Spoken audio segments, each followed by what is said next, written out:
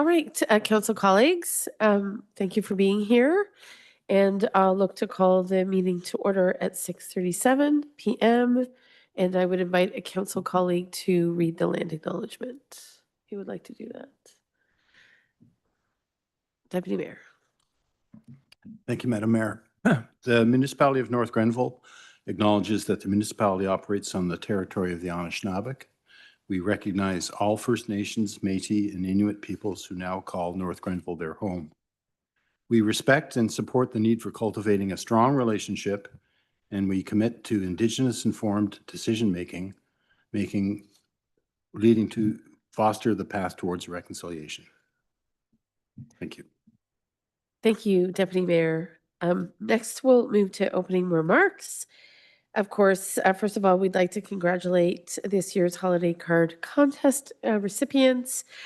We just had the opportunity prior to the commencement of our council meeting to celebrate all of the winning entries, one from each school, and an overall winner from South Branch with a beautifully inspired piece of art. So the winning entry, in addition to the honorable mentions, will be featured in some social media. And the entry that has been selected for our municipal holiday card will have their artwork featured on some municipal holiday cards being distributed over the next couple of weeks. So we want to thank all of the participating schools and teachers and families who supported this creative exercise and the community spirit that we know is very much on display at this time of year.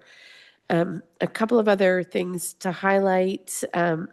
Also today, we had a group of volunteers come together under the auspices of the North Grenville Community Forum to launch a weekly community meal. The pilot, if you will, was this evening. They are hoping to host this weekly or fairly regular weekday evening meal, which will be free at our local armory, which has just been upgraded and renovated so that it can accommodate more people and is fully accessible. So we just want to say thank you to the many volunteers who came together over the last few months to launch certainly this weekly event, which is available to everyone, all ages and stages of life, and particularly families and seniors. So we wish them all the best as they continue to convene this event into the new year. I also just want to recognize all of our local businesses who are working really hard and have been quite generous in supporting a number of different food drives and toy collection initiatives, among many other efforts. The Salvation Army, the House of Lazarus, Shalom Small Homes, and so many other organizations are rallying together alongside, of course, our faith communities, all of whom I think recognize that while Christmas can be full of joy and fun, it is also a terribly challenging time for many different folks for a variety of different reasons. And with that, we would also like to recognize the tragic occurrence earlier this week in Australia targeting Jewish families. We know that this period is also the Hanukkah festival season. It's a festival of light, resilience, and hope. And we know the horrific tragedy that occurred at a Hanukkah celebration in Australia was just devastating for not just families in Australia, but certainly across the globe. So moments like these remind us of how fragile things can be and how important it is for us all to work against prejudice and hate, and also to show our solidarity. Finally, I would like to remind council colleagues and those watching that we do have a ribbon skirt workshop taking place on Friday, as well as a winter solstice celebration on Sunday. Both of these are being convened in collaboration with the Indigenous Advisory Circle, and we are very appreciative for their efforts. And then I think on behalf of council colleagues, I can safely say this is we believe, our last meeting before the holidays. So we want to make sure to wish everyone a safe and happy holiday. I know that there is a community Christmas dinner being hosted for anyone on Christmas Day. I believe this year it's at the Kempville Community Christian Reformed Church, is my understanding. And it is a remarkable dinner. I've been there on numerous occasions. And it's a wonderful way to bring people together who may be otherwise alone or wanting some community and solidarity if their family isn't nearby or other circumstances have made it difficult for them to come together for a Christmas meal. So lots of acts of kindness and volunteerism, which are aimed at ensuring everyone can certainly have a memorable holiday to the extent possible. So with that, I will look to the adoption of the agenda. And I see that there, I believe, is an amendment to the agenda. Is that right, Ms. Boss? Are we looking for, I don't see the amendment in my calendar. Right. Okay. So there was some updates from the first time the agenda was published. So those are evident this evening and were modified post the initial publication of the agenda. So I'll just look for a mover and a seconder, please. Councillor Wilson, thank you. Councillor O'Sullivan, any comments or questions? Okay. So I'll call the vote. All in favor? Thank you. Next is declarations of pecuniary interest, the general nature thereof. Council colleagues, any declarations of perceived or real financial benefit or loss arising from tonight's meeting? There isn't, so we'll move to the consent agenda. We just have one item on our consent agenda this evening, and I will ask council colleagues if they wish to pull this item or proceed with the adoption of the consent agenda. Seeing no, we will then look for a mover and a seconder for the adoption of this one. Thank you, Councillor Wilson, Deputy Mayor, for this one item. There are no comments or questions. I will call the vote. All in favor? Thank you. So next, we're moving on to something that's been generated partly through the clerk's office, minutes of the previous meeting. So I'll move to minutes of the previous meetings before going to reports.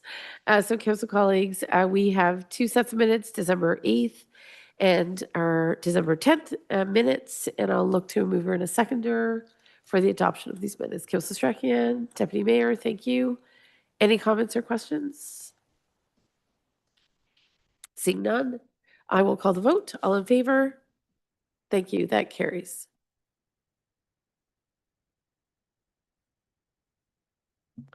So next we'll move to reports. Ms. Boss, I'm happy to introduce this unless there's something you would like to highlight at this time. Okay. All right. So council colleagues, as you're all well aware, it's obviously come to our attention that we have 1 year left in this current term of office, and we've had the benefit of some wonderful advisory committees that have certainly worked very, very hard to bring focus and contemplation to some key items that have been identified through our advisory committees and our task force, the mayor's task force on clean tech, green tech. And certainly with the arrival of our new clerk, there was some discussion about how we could ensure that in this last year of council, there is clarity for these committees in regards to their work plans, some of which have been under development for many years now. And as things get tackled, some of those items on the work plan are removed.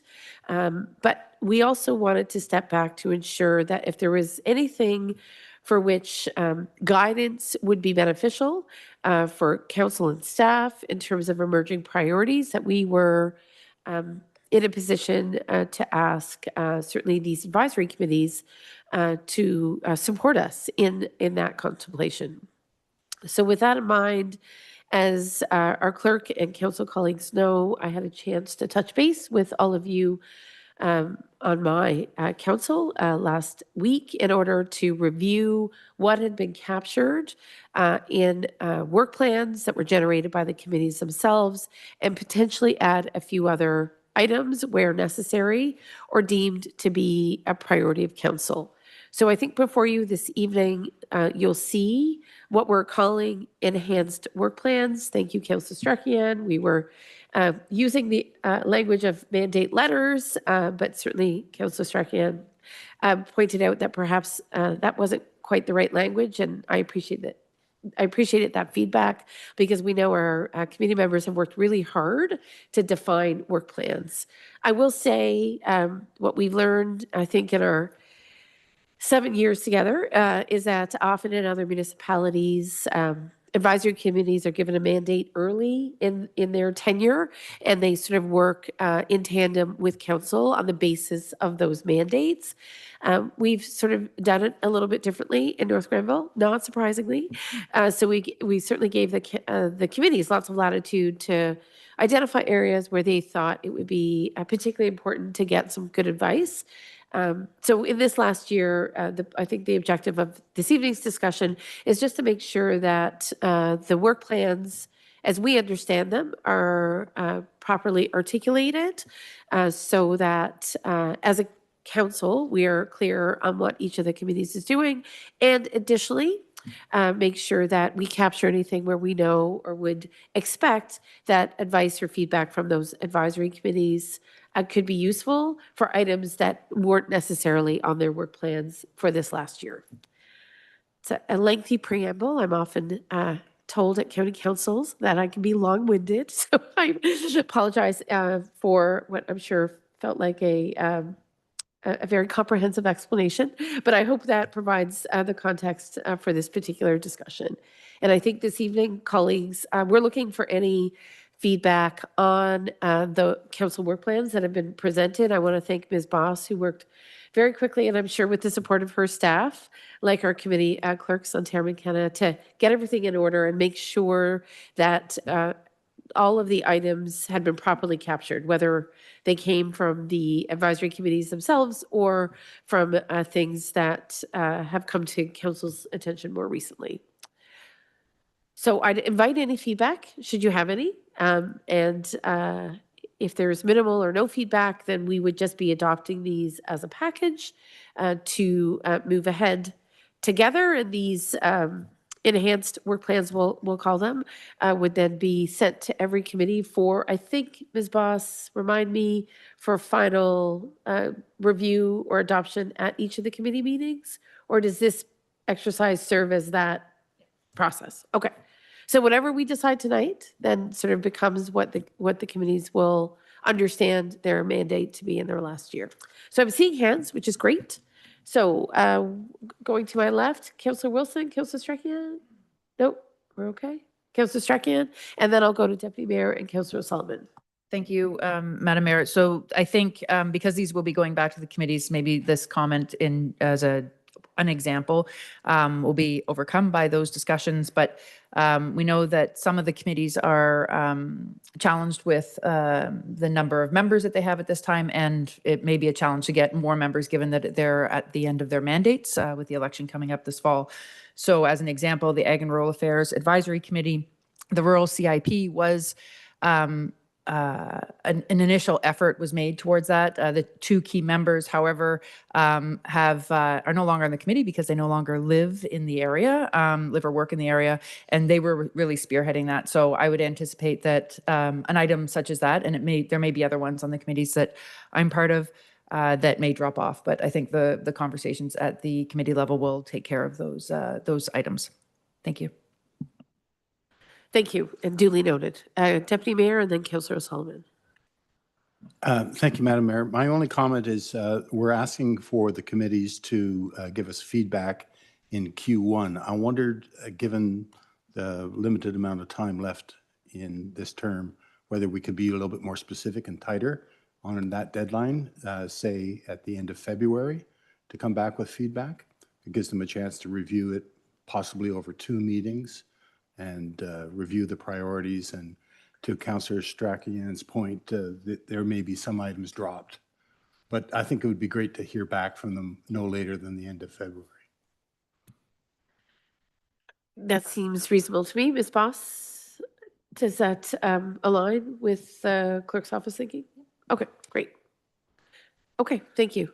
Councillor Sullivan? Thank you, Madam Mayor, through you to Ms. Boss.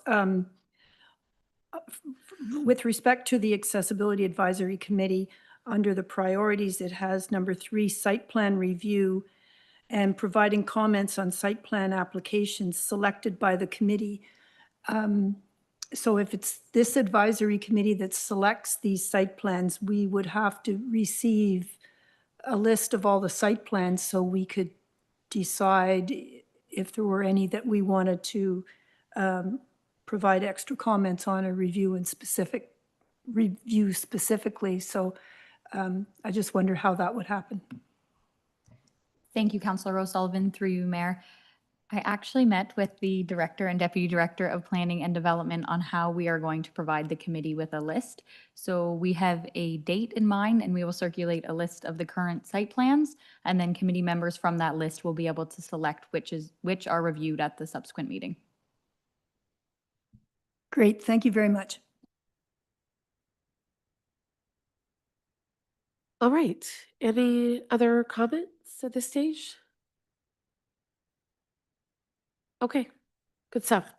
So I think really the next step in addition to what we adopt tonight is making sure that we work with Ms. Dunlop and through the budget process to identify any resource implications for a couple of the items. I know that under Community Economic Development Advisory Committee, for example, there is the notion of the renewal of North Grenville's identity, which is something that's been talked about at length at that committee. So there may be some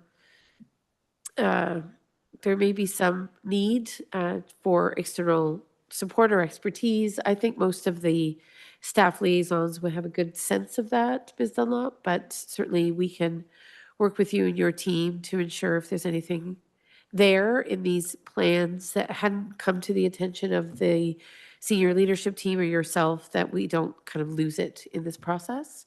But otherwise, I would look forward to the committees receiving these once they're adopted and people getting back to work. We know we'll be reconvening monthly for this last few months. I think committees will continue to meet until the end of October or end of November, Ms. Boss. And then I'll recognize Councillor Wilson. Through you, Mayor, the current schedule has them meeting until when we believe voting will open in October. Okay. So until mid-October. Mid-October. Okay, so they have about 10 months. Okay, Councillor Wilson. Thank you, through you, Mayor, to you, Mayor Peckford. You speak of Community Economic Development Advisory Committee. There are a couple of outstanding things that are not on this list that I would like to flag, and I'm sure the committee will. We talked about doing a BRE exercise. We're due for that. We haven't done one for several years here. It's a business retention and expansion exercise. And the waterfront strategy plan that we had done a lot of work on. It's been over 8 years, even 10 years, we've been talking about a waterfront access strategy. And we have dove deep into it and had the consultants give us the reports and where we need to go from here. I think we need to pinpoint some actionables on that committee to see. And I know we have pinpointed some actionables, and that some of it is hopefully included in the 2026 budget year. But moving forward, I think we need to dive a little deeper too. Thank you. Thank you. And this is the point of this exercise. If some things got dropped, then let's make sure to include them. And I'm sure, Ms. Boss, you can add those 2 items to CDAC, and then CDAC, when it meets in January, can sort of figure out how to prioritize and triage. So thank you for bringing it to my attention. And Ms. Bells, I think you'll have that captured for the purposes of the enhanced work plan, as we're calling it. All right. Is there anything else, colleagues? Okay, that's great then. So with that, we will look to have a mover and a seconder for the approval of the 2026 Advisory Committee Enhanced Work Plans as, I guess, as attached and as amended. All right, who would like to move? Councillor Strachan, Councillor Sullivan, thank you.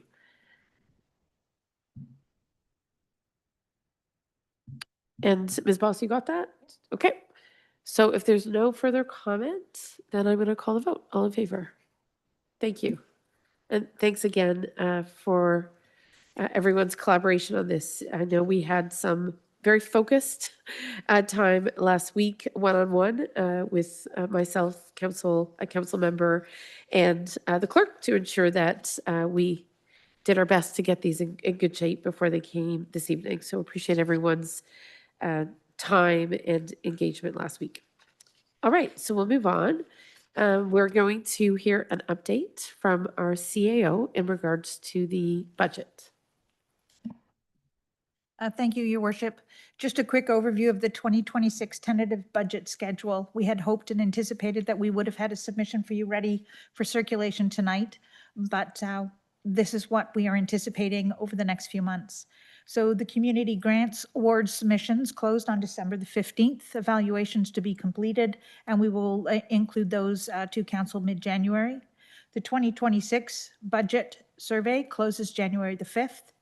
The draft 2026 budget is anticipated to be circulated to council for January the 23rd. Now, that is not a council meeting, that's a circulation of the binders. Public presentation of the draft budget to follow at a public meeting, date to be determined.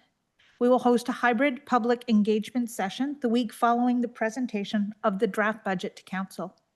Additional budget deliberation meeting dates to be determined as required, with budget adoption anticipated in March. Pre-budget submissions are being considered by the senior leadership team, which we will have rise to council on January the 13th due to the need to get some of the projects going prior to budget adoption. And that just gives a quick overview of the tentative schedule. So colleagues, any questions? Yes, Deputy Mayor. Will there be a date when council knows what's coming in terms of pre-approval? A list of items that we would be asked to pre-approve? Through you, Your Worship.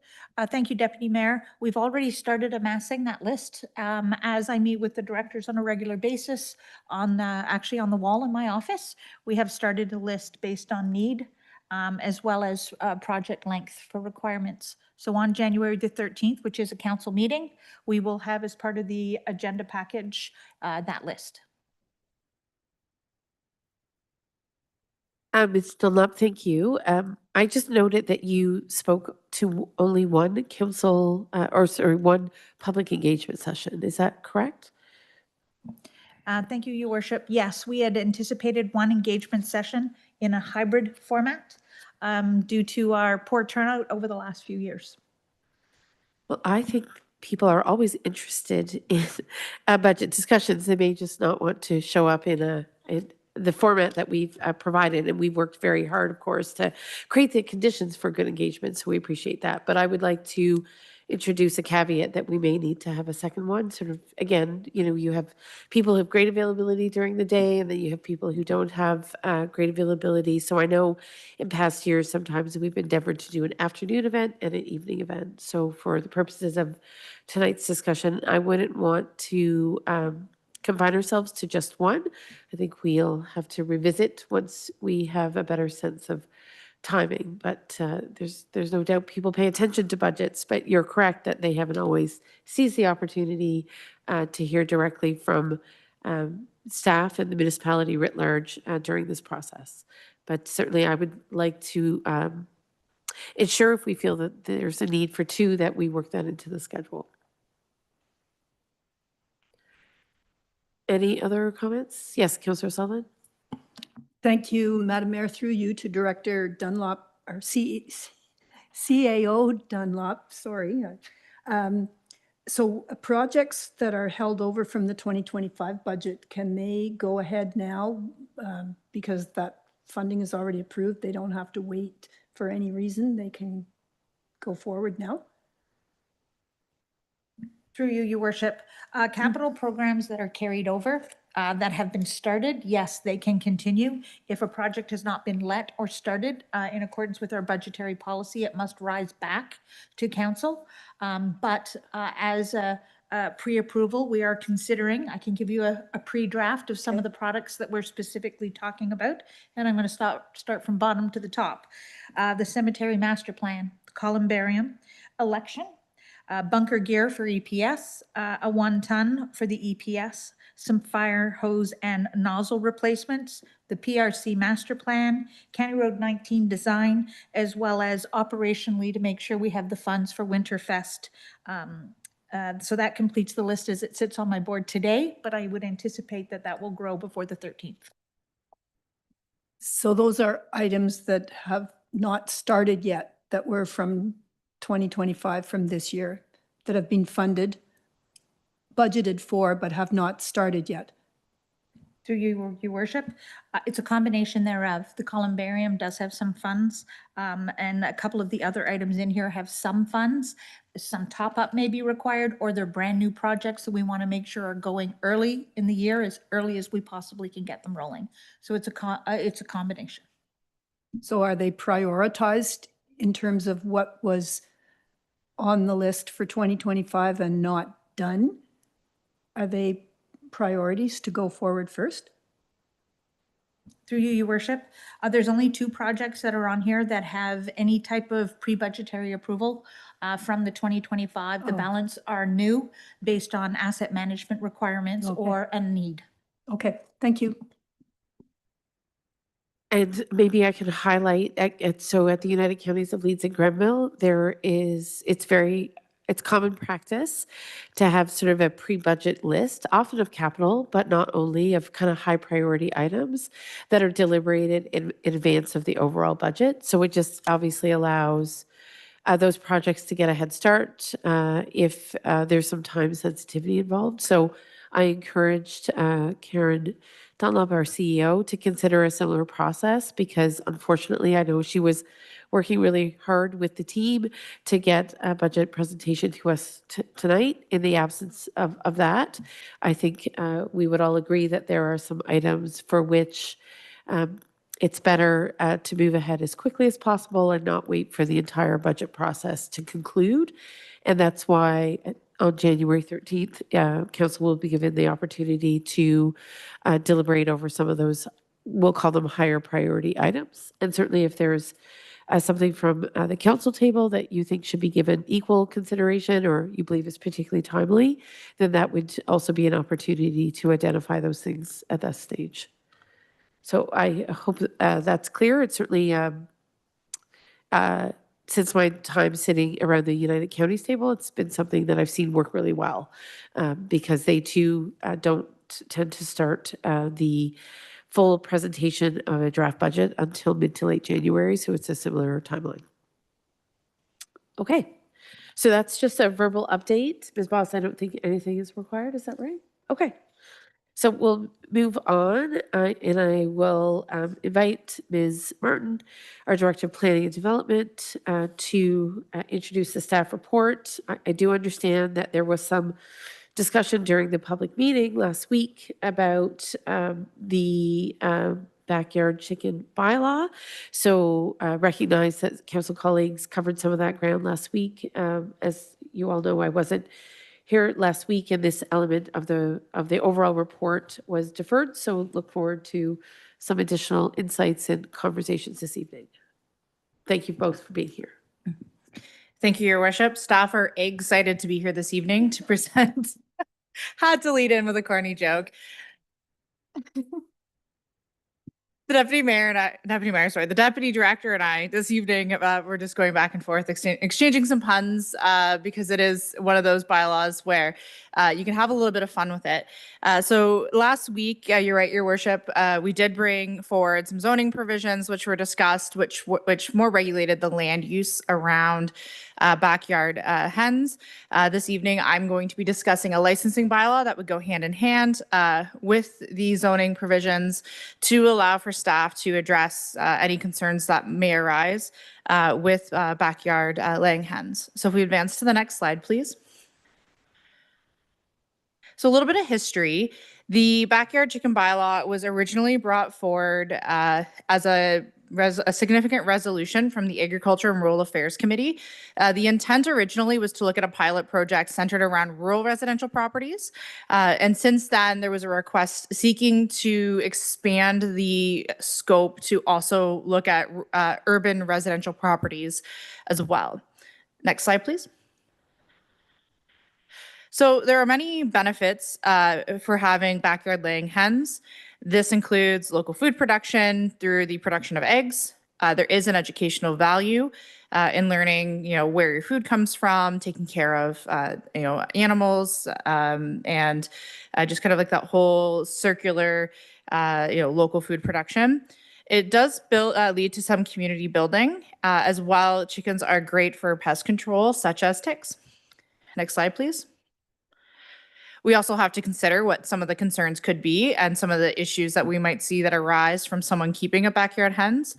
This includes noise concerns, odors and waste management issues, attraction of predators and rodents. I will say that rats do tend to be attracted to chicken coops, and chickens are often a animal that is preyed upon by raccoons or coyotes or foxes.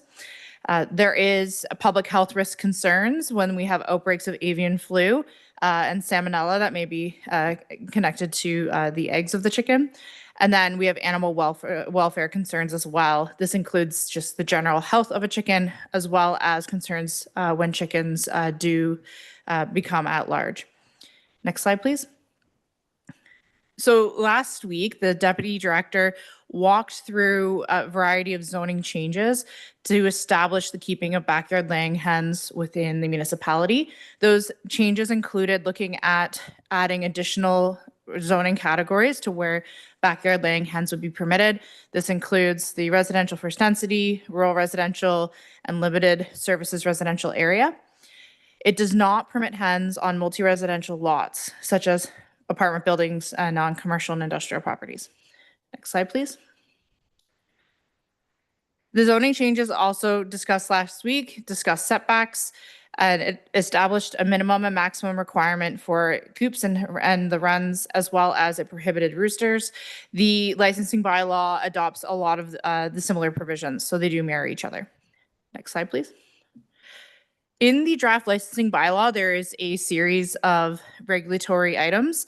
This includes the regulatory framework for keeping of hens. It sets out care and maintenance provisions. It incorporates our administrative monetary penalty system, or AMPS, and it aligns, again, like I mentioned, with our zoning bylaw. Next slide, please. Staff recommend a one-time licensing fee of $50 that would cover off our administrative and staff time to go and inspect a coop to ensure that it meets the requirements for the licensing bylaw.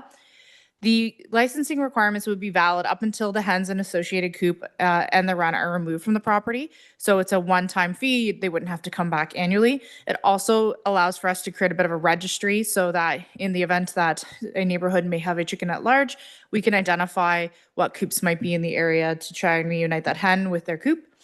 And then as part of the licensing, it would also be a requirement that the applicant provide us with information related to the coop size and the location on the property. So we're verifying those setbacks.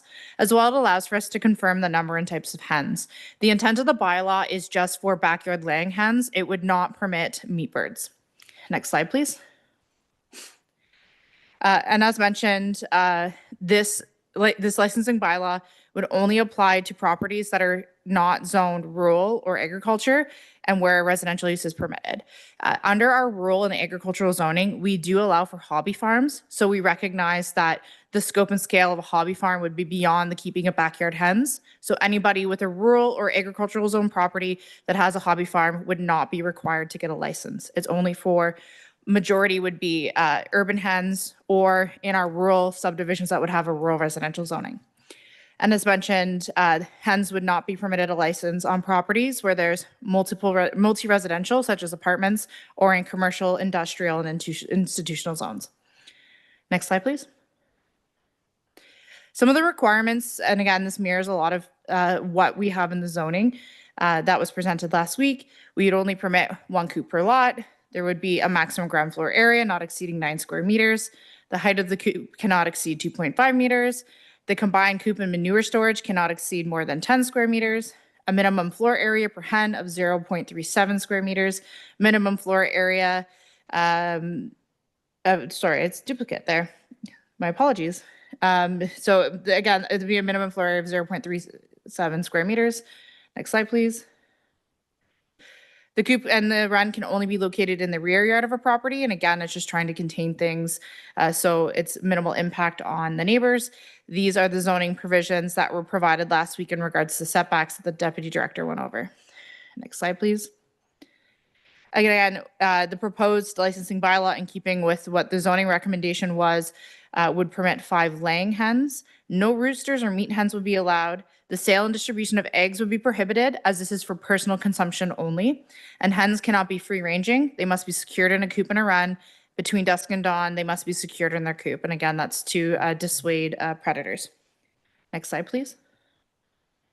There are care and maintenance provisions. This includes requirements to ensure that feed is stored in rodent-proof containers, maintain the coop and run to prevent offensive odors or unsanitary conditions, collect and dispose of the manure in a sanitary manner, and then prohibiting the slaughtering and euthanization of hens on the property. Next slide, please. Additional consideration that council should be aware of is that our municipal pound only allows us to house livestock in emergency situations. So when a hen is found at large, it would have to be an emergency situation and at the discretion of our municipal pound based on our contract as to whether or not we take in the hen. It costs us anywhere from $50 to $150 a day for a maximum of 3 days to take in livestock on an emergency case. Our bylaw services do not have the proper personal protective equipment, training, or transportation for livestock, including hens. So there would there could be a recommendation or consideration in future budgets to include funds to procure a livestock handler and municipal livestock pound to respond to chickens that may be at large. Next slide, please. As gone over by the Deputy Director last week, we do have the Protection of Livestock and Poultry from Dogs Act, which could create somewhat conflict as we start to introduce chickens into the urban fabric. So there could be some conflicts that we see more at the bylaw services level. We do have our Provincial Animal Welfare Services Act that would come into play should people have concerns in how hens are being kept, and that would be a provincial matter. As well, there is the Nutrient Management Act. So a lot of the restrictions that are being requested in the licensing bylaw are being done so we don't trigger nutrient management, where certain buildings of certain sizes would be technically considered a livestock facility in which there are certain requirements for setbacks from residential dwellings. So the intent of keeping the coop sizes small is to, 1, not trigger a building permit because it's under 160 square feet, and to ensure that we're not creating livestock facilities, which would then have minimum requirements for setbacks to other residential uses to ensure that we're not having impacts from odor. And I believe that concludes my presentation. I know there's a lot of information in detail. Both the Deputy Director and I are here this evening. If there's zoning related matters, I will defer to the Deputy Director as he oversaw that process. Anything regarding to licensing, I'm more than happy to answer. Thank you. Thank you so much. And it's evident a lot of work and consideration has gone into this, and a first round of dialogue, as acknowledged, transpired last week. But at this stage, I'll invite council colleagues to provide comments, and I'll put myself on the list, but only after others have spoken. So I see Councillor Strakian's hand. Thank you, through you, Madam Mayor. Thank you to you both, Director and Deputy Director, for putting this together. I think overall it is very strongly worded. It is very concise, and the details are where they need to be. So my comments are a little bit nitpicky in some areas, but I had a chance to reflect upon them, and some of the wording stood out to me. So I will just make those comments now. I have quite a few. If I've gone too far and you need me to stop, I can take a breather and you can answer respond to any of the comments or questions that I'm making. So there are some wording in the actual bylaw, so beyond your presentation, that refers to the licensing requirements, and the licensing requirements, the application requirements, including all supporting documentation and the method of submission, shall be determined by the director. That's paragraph 13. I think it would be ideal to have a minimum requirement right now, because I think you have a fairly good sense of what the minimum requirements are. And then there's always the caveat of plus anything else that we could ask you for if the need arises. So I think rather than it just being an open statement, because this is going to become a public document, the questions will come in. What do we need for the application? There is another part in here, and I don't think I have the paragraph number for this. Yes, actually I do. 16B, the license issued may also be revoked. And subpara B says if there are reasonable grounds for belief that the chicken coop poses a safety risk to the public. These are coops on private property, so I'm not sure. The wording there sort of stood out to me that we are concerned about the public, but the coops are on private property. Again, picking nits here, apologies. Manure storage, it is more than manure storage, it is manure and bedding, which I think is important to reflect in here, because there's no expectation that folks would be separating them. And with bedding, it also means that it takes up quite a bit more room. So that would have to be considered. When dealing with the manure and bedding, later on in the document, it talks about composting in municipal rules, regulations. I can't remember exactly the wording. I think if you don't mean green bin, that it should say don't use the green bin, because composting can be conflated with green bin. So if the intent is for folks to compost on their properties or to find other place to compost them, then that should be clarified. I'm not sure if this will be taken care of in the site plan, but there are offsets for adjacent properties and wells and so on. But I think the other part that needs to be considered is runoff for those areas that should there be a property with a bit of a hill to it or any sort of slant in the property or anything like that, that we wouldn't want runoff to go into adjacent properties or in the wells. But that could quite likely be covered in the site plan.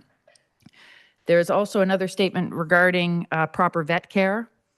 It's a shall statement. I think that is probably too strongly worded. And if you were to replace the proper vet care with ensure the health and safety of the animals, I can't remember, proper paragraph 222 subpara E says the owner shall provide proper vet care and regular upkeep of the backyard laying hen's health. If you were to replace proper vet care and with just ensure, to say ensure regular upkeep of the backyard laying hen's health, that would mean that everybody doesn't need to go to the vets with their hens as they become sick or injured or anything like that. I certainly, having kept chickens myself, we don't take ours to the vet. The other areas, and these are, I have two bigger ones, the slaughter and euthanize. I have concerns about this because chickens do get sick. If you have a sick chicken and you don't know what is causing it, the best practice is that you would euthanize your chicken, and on agricultural properties or rural properties, graphic warning here, if I have to put that out there, you would put them into a burn barrel because you don't know what's causing the illness and you don't want to spread any illness to other farms or properties. And you certainly don't want people abandoning sick animals, alive or dead, in ditches or forests or anything else. So my concern about saying you cannot, and I understand why you would not want people slaughtering or euthanizing chickens on their property, The question is, what happens when an animal is sick? What's the expectation? Are vets prepared? Are people prepared to call vets in for a sick chicken? Is that a hard requirement? And then if a chicken dies and you don't know what has caused it, where are you disposing of them? There's no guideline here. And so that leads me into my final point, which is I think what needs to be created in line with this bylaw is a best practices document that will cover things like waste, how to handle waste, waste disposal, in probably more detail than what's in the bylaw, the handling of sick or dead hens, what happens when you get a rooster. When you order chicks, they do their darndest to not give you a rooster, but it's very hard to identify them when they are day olds, for example. And they always give you a couple bonus hens because there's a chance that you might have a rooster in the mix. So what happens when folks do realize they have a rooster? What is the expectation? Other than taking care of them, I think more details would be helpful. There is details for storage for food and waste. And I think that's probably adequately covered, but that would fall under best practices. And there is no definition of predator proof.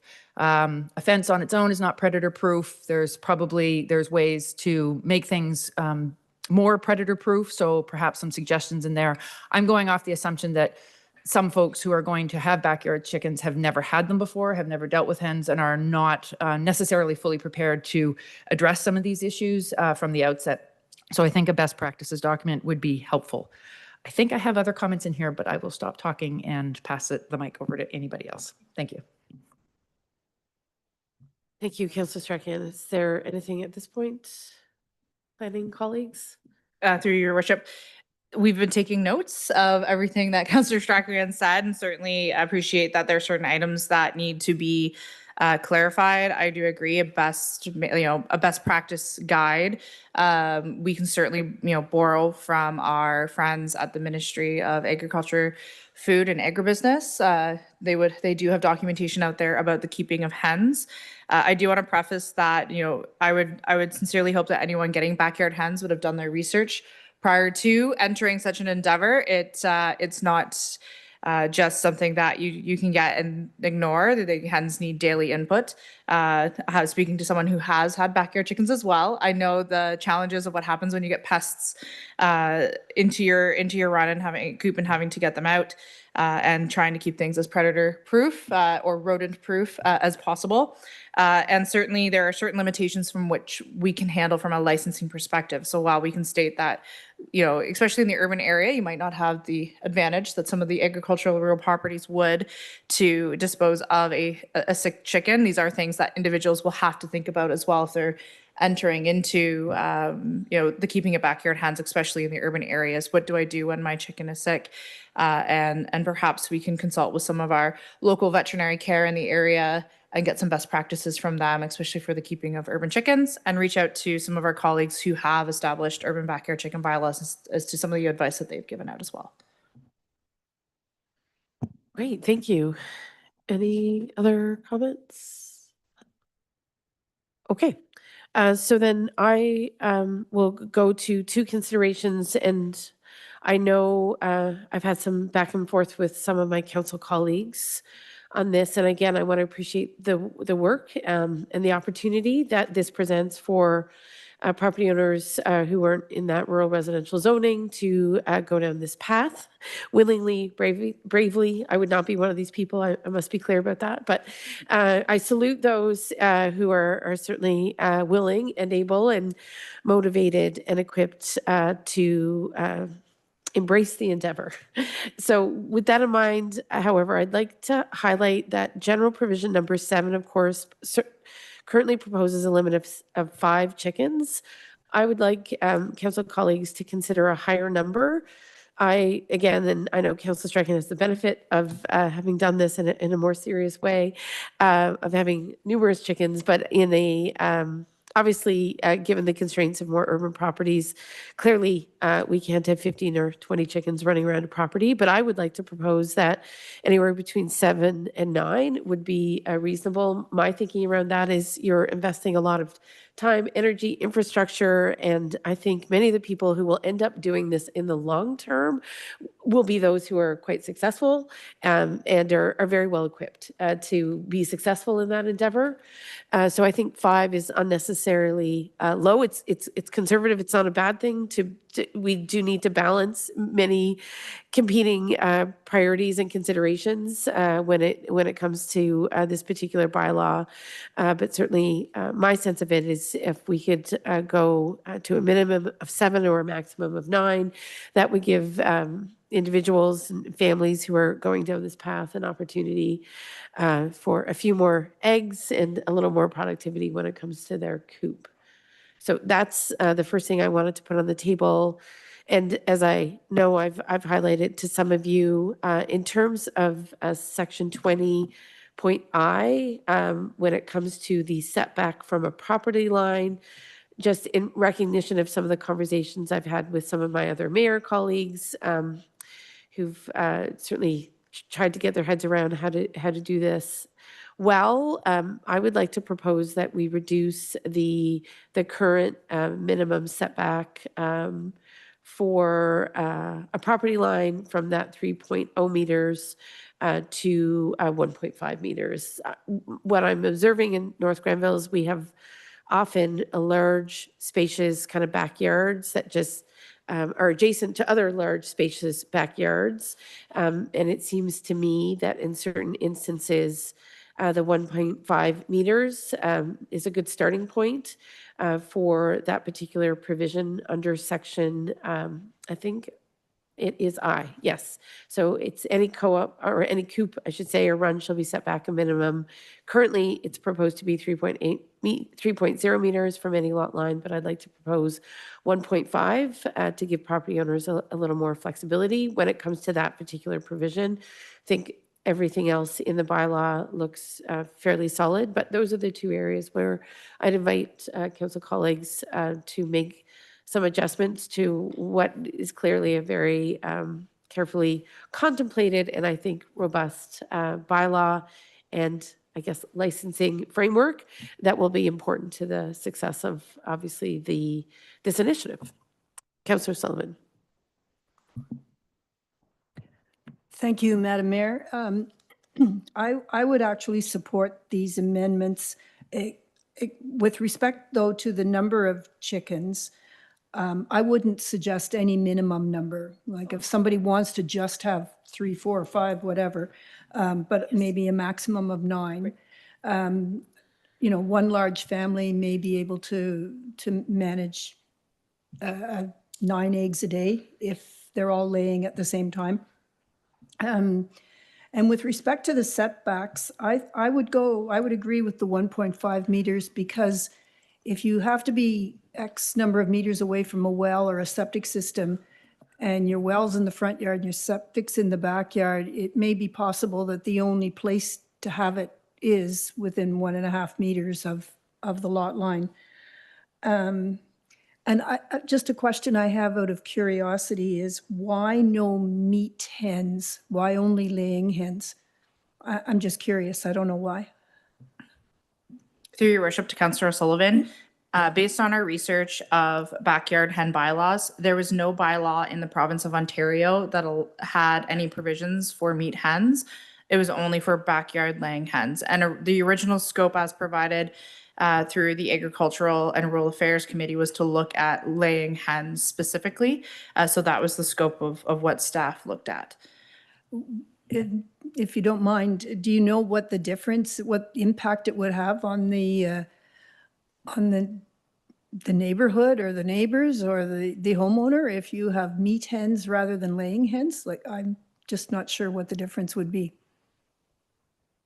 Maybe Councillor Strachan, who has maybe more experience.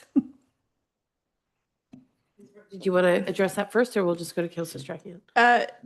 Your worship, I would appreciate maybe a first response is that, I mean, certainly meat hens have a purpose and intent as to why they're raised. It is typically a shorter cycle. As someone who has a rural property in another municipality who has raised meat birds themselves, they are quite messy. They do produce, I find, kind of more effluent than perhaps maybe a laying hen would be. The other concern is that we're trying to reduce any concerns that might come from people maybe self-processing their chickens on their property. And that would be a concern with laying hens. We do have abattoirs in the area. It's something that, you know, if there's some people who might be more inclined to do the whole process themselves, we just discouraging that type of activity on a property by not permitting meat hens kind of eliminates those concerns over people taking those activities upon themselves. And there are many rural properties and many farms who may undertake their own self-slaughtering of hens. It's, you know, it's hobby farming. That's more where that type of use would be appropriate, where you've got a larger property where those activities could occur. Councillor Strachan, did you want to speak to that? I also have myself on the list, but we'll defer to you. Through you to Madam Mayor, we haven't raised meat hens, but our neighbors have. We didn't have any particular concerns or issues with them, but we live on a property that doesn't fall under this bylaw from a zoning perspective. I think it probably makes sense to keep it as the laying hens at this point, and then as this gets established, if we want to revisit the meat birds, I think it probably keeping them separate, because there are separate considerations to Director Martin's comments that she has made. To me, it makes sense to just tackle it one step at a time. I think we will have probably issues or concerns or questions and other things that are going to rise out of this bylaw as people establish hens and coops and runs and so on into their yards that we may not be anticipating. So it is probably easier to do it one step at a time. I would like to make one additional comment to the mayor's point regarding the number of chickens. I think you have to do the math on what that looks like. If we're talking about smaller properties, obviously you would be limited by the size of the property that you have. Not every property would have the right space and so on, because of the minimum run space as well as the minimum coop space and so on, as well as the amount of waste that chickens produce and the bedding and how often that needs to be changed. We wouldn't want to make matters more challenging. I think 5 is on the low end. I think we discussed that last week. 5 was on the low end of what was out there. You know, a number of 7 probably is still reasonable. I think once you start getting into 9, well, what's the difference between 9 and 11? What's the difference? I think we start to, you know, we have to find the right number. So I'm not stuck on 5. I think 7 probably is a reasonable number. Thank you. Thank you. And I think I misspoke when I said minimum of 5. So that was not a correct or accurate reflection of my intention. I was obviously all I was saying is, from my perspective, considering up to 9, but not capping it at 5. From my perspective, given the kind of investment and time people are going to make, would be useful. So hear you, Councillor Strachan, saying 7, and hear Councillor Sullivan saying she could be supportive of 9. I tend to go to 9 as well, but we'll see where things land in the course of this discussions. So appreciate all of the comments to date, and certainly having had a similar experience to Councillor Strachan watching someone raise meat hens, I will tell you that I thought it was a highly controlled process. Yes, to Ms. Martin's point, it's a different proposition altogether. I don't think preemptively we should take meat hens out of the equation. If there are ways, for example, to address how they're slaughtered, obviously on smaller properties, slaughtering the hens on site can be a problem, but I would like to see if there's the potential to revisit a framework for meat hens. You know, just given the configuration of North Grenville and even some of our, you know, our so-called urban properties for which there is quite a bit of land and the opportunity to potentially raise meat hens. I mean, ultimately, it's about food security. So if you can do it well and do it right, I think a blanket prohibition on certain zone properties is not something that I see as necessary per se, but I understand that the framework for that would need to be established so that there are protocols in place to address some of the concerns. So I would invite council and staff to think about how to potentially look at doing something into the next year, recognizing that while other municipalities may not have that bylaw in place, maybe it's a bylaw that North Grenville, by virtue of being uniquely, by virtue of being a unique blend of rural and urban, could create the conditions for other municipalities to emulate. So that's just my thought around meat hens. Deputy Mayor. Thank you, Madam Mayor. Through you to Director Martin. And before I go to Director Martin, I don't have any objection to the two amendments that you described. So my comment about the number of chickens is strictly that. It's not an objection to it. I note in the bylaw that we prohibit the distribution and sale of eggs. Given that we're looking at up to 7 or 9 chickens and the amount that they produce, and thank goodness I live in the country and I wouldn't have to deal with a bylaw like this. But I know from my experience at the end of August, if I keep my car unlocked, my back seat is full of zucchini. So there's obviously a lot of distribution going on. So I would question whether, if we're allowing backyard chickens, that the distribution of eggs, somebody might get tagged by bylaw for gifting their neighbor with some eggs. Whether distribution needs to be in there or not. That would be my question to you. Through your worship to the deputy mayor, I think the intent is by permitting backyard hens is for those who are the keepers of the backyard hens to consume the egg products. It's included in there from a health and safety perspective to ensure that you don't. It's health. It's safe. It's safe handling of food. When you go to the grocery store, you buy eggs. You know that they've been preserved and provided to you under health and safety guidelines. If backyard chicken eggs, it may be a little different.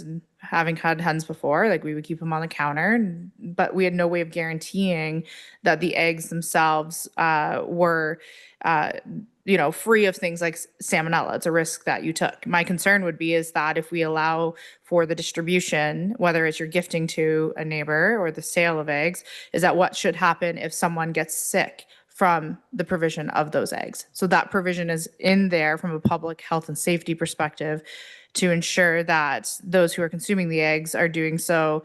You keep the hens, you're aware of the health of your chickens, you're aware of what's going on.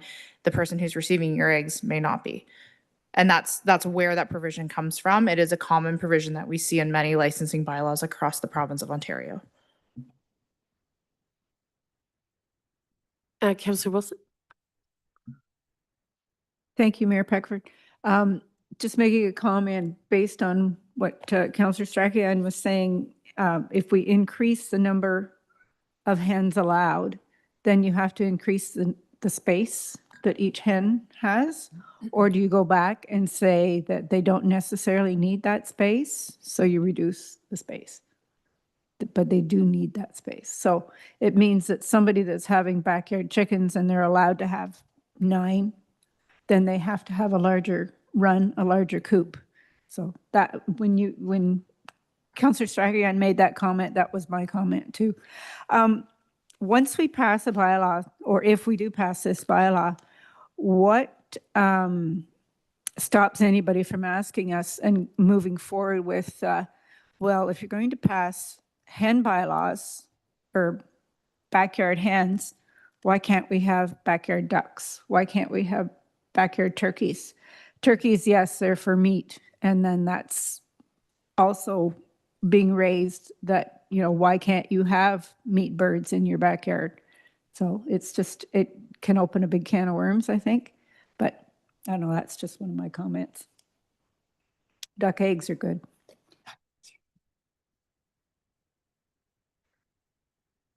Thank you. I'll go to Councillor Strachan.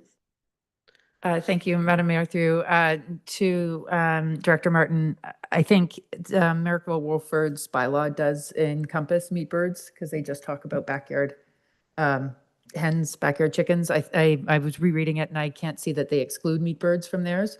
Perhaps not to suggest that we do this tonight, but they may have some lessons learned because they're They've had theirs for about a year now. They may have some experience there that we could leverage for a future discussion on meat birds. Thank you. I mean, I do think it's a bit of a food security issue, like coming from Newfoundland and Labrador, I certainly saw like the incredible resilience and commitment many families had to obviously living off the land where it made sense, supplemented, of course, by grocery stores and other food sources. But I think it would be interesting to look very specifically at how we could create the conditions here to facilitate meat birds where it makes sense to do so. I know, obviously, if you're in a rural residential zone, this is not applicable to you, is my understanding, right? The meat bird provision is strictly for the areas under consideration right now. Is that correct? Thank you, Your Worship. It would be, so rural residential properties would have to get a license.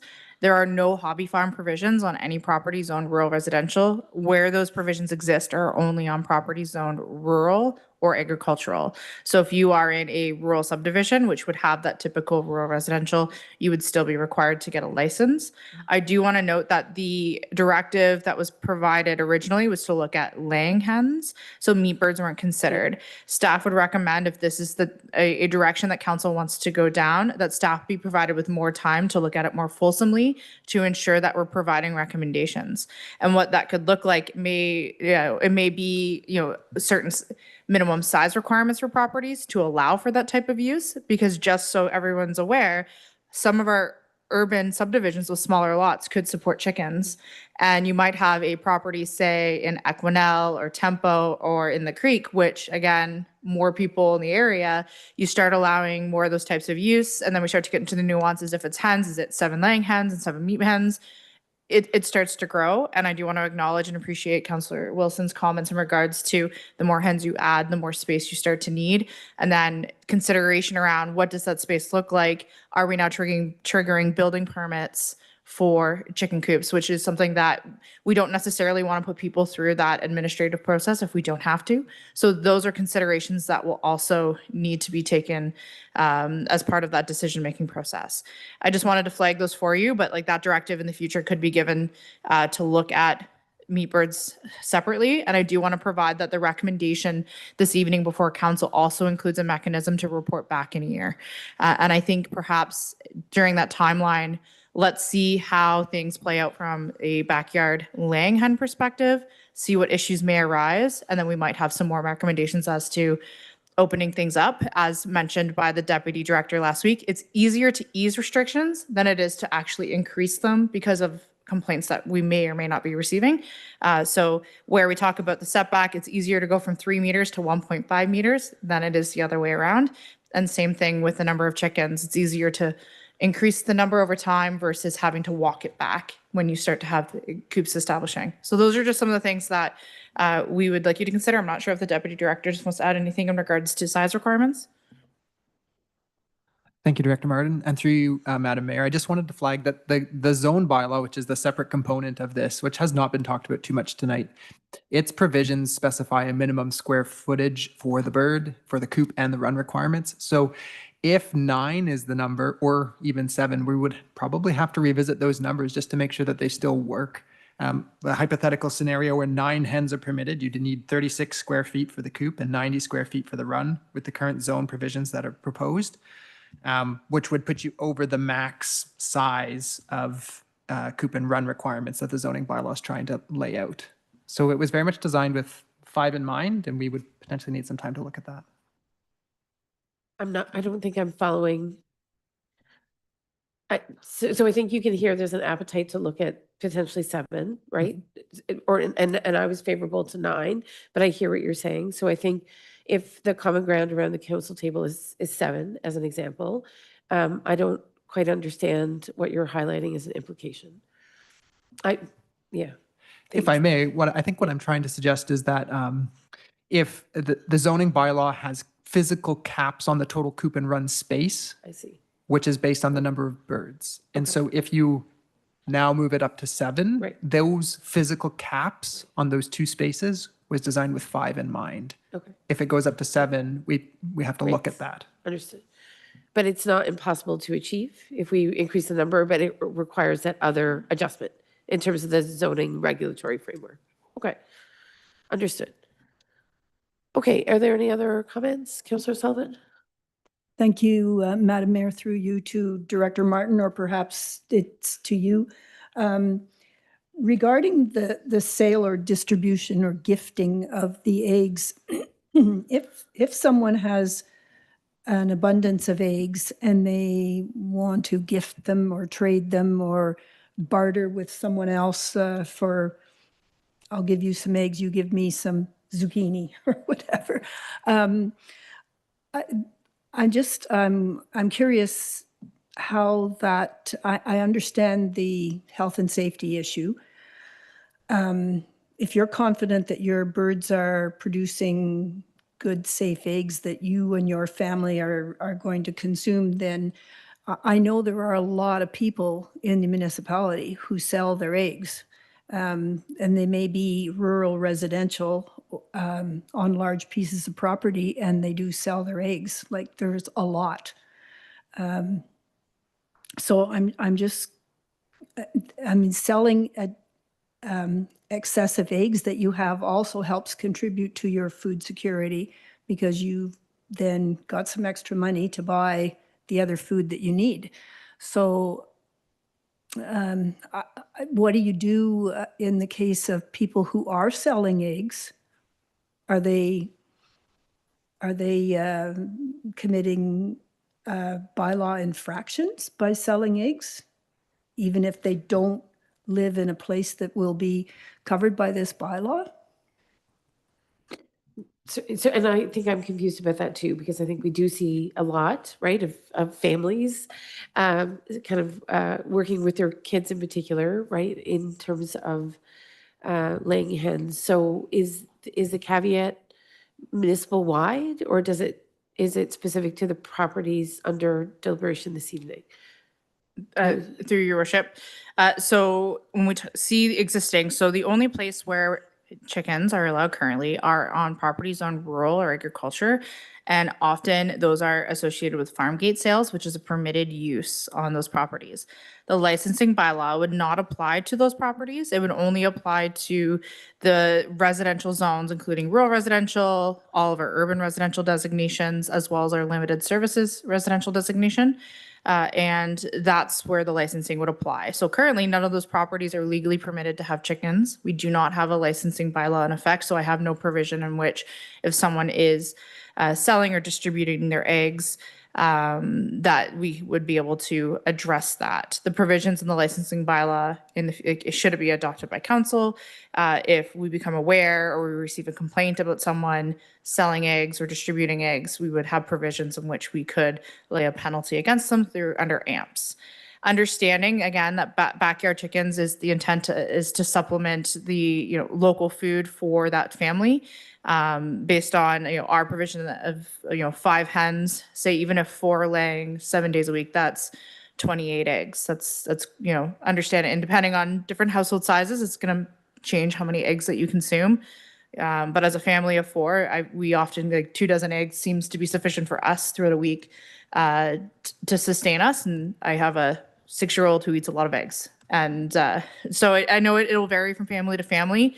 But again, the intent of this bylaw is for backyard food production that supports your family. It's not meant to be kind of a larger scale commercial operation where you're starting to sell eggs to your neighbors and the community at large. It's not the intent of the keeping of backyard hens as the bylaw has been drafted.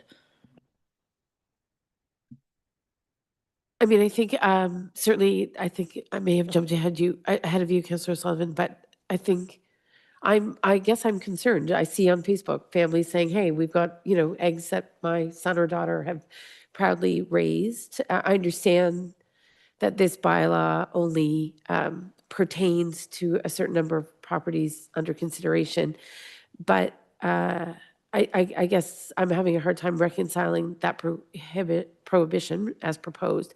Is it necessary? Because, and maybe Councillor Strachan, you can step in here. I don't know where the hobby farm classification kicks in, because I would imagine many of the individuals and families in North Grenville that are selling eggs informally wouldn't necessarily have a hobby farm or farm gate designation. So does this prohibition as proposed in the bylaw have implications or, on impacts that we haven't kind of fully contemplated? Totally recognize the prudence and the thought behind the prohibition, but I think you can hear from council that there's some there's some real concern about what the ultimate impact would be. So can someone speak to the hobby farm gate designation versus the rest? Councilor Strakian?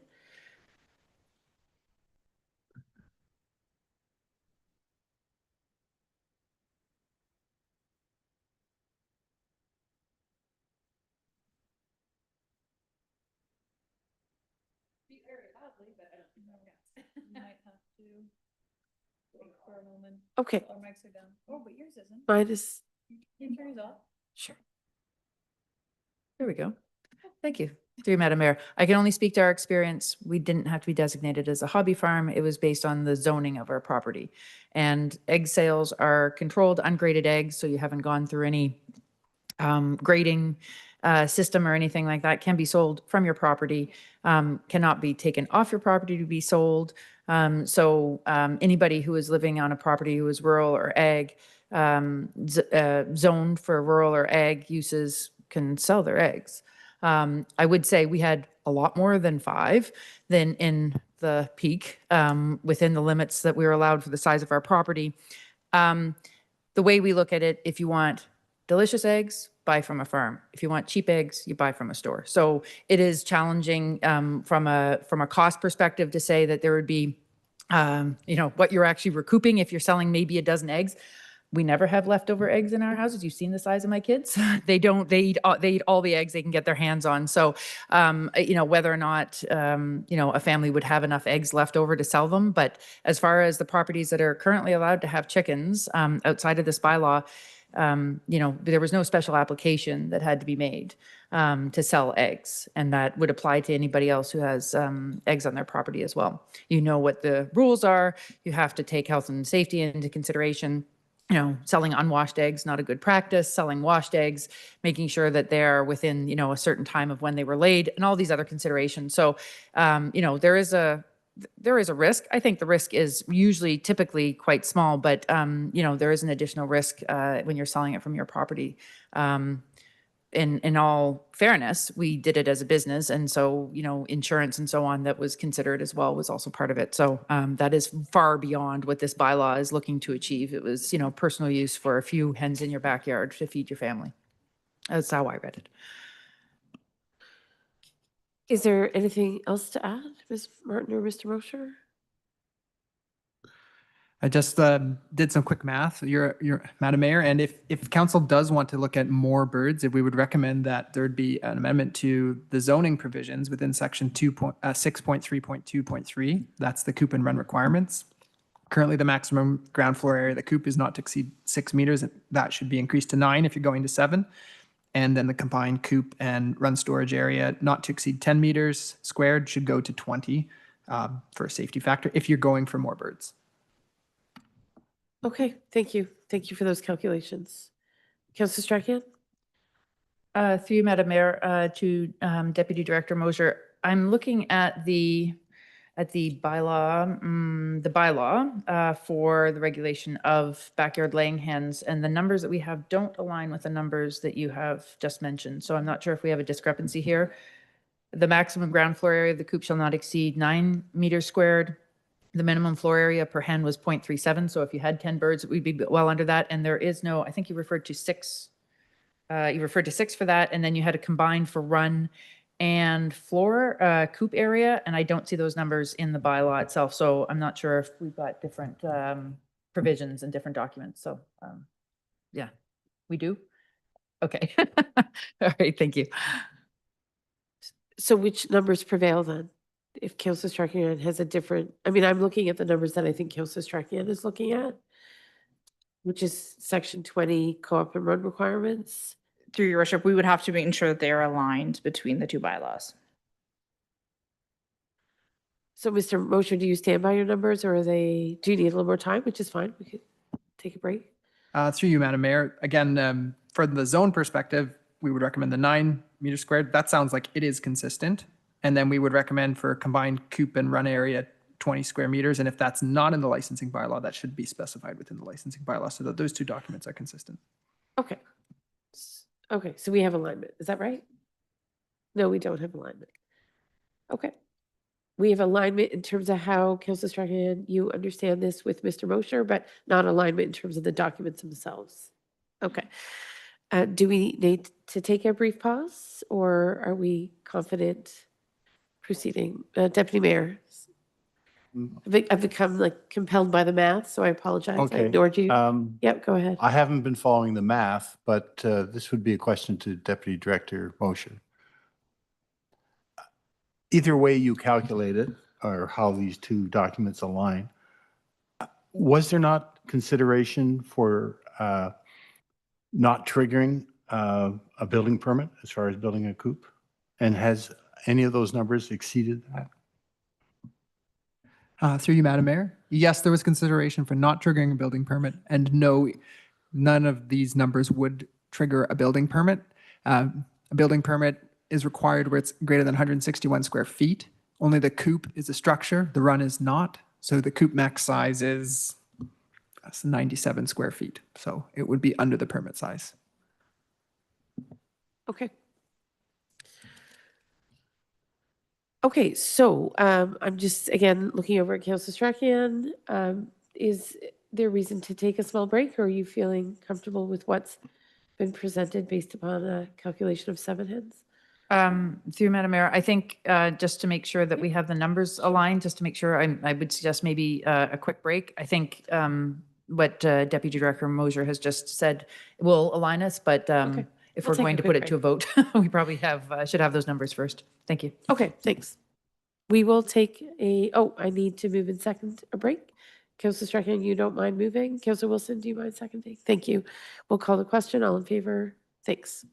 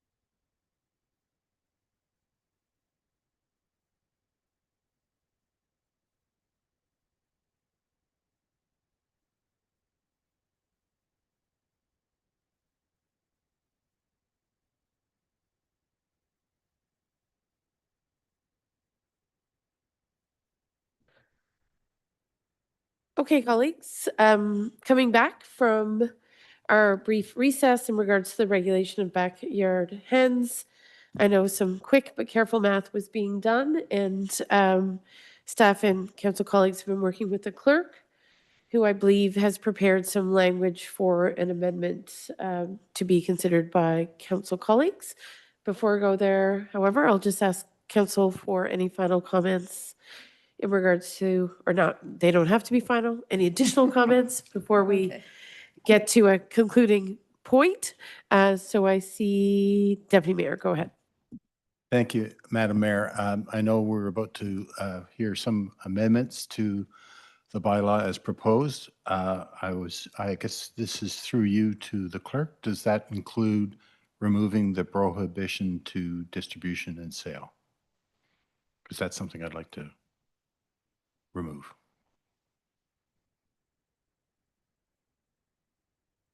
So Deputy Mayor, what I hear you saying is that you would like to remove the language in regards to distribution and sale? Yes, yes, I would. But I'm not sure what other amendments are being considered. I think Hopefully, there's an amendment in regards to the number of chickens and the proposed reduction to a 1.5 setback. wonderful. And now I hear you saying that you would like us to consider, Removing the language concerning distribution and sale. okay, understood.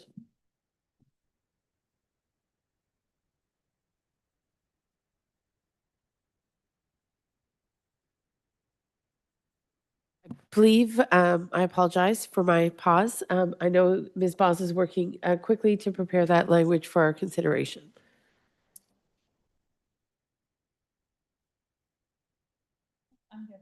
Okay.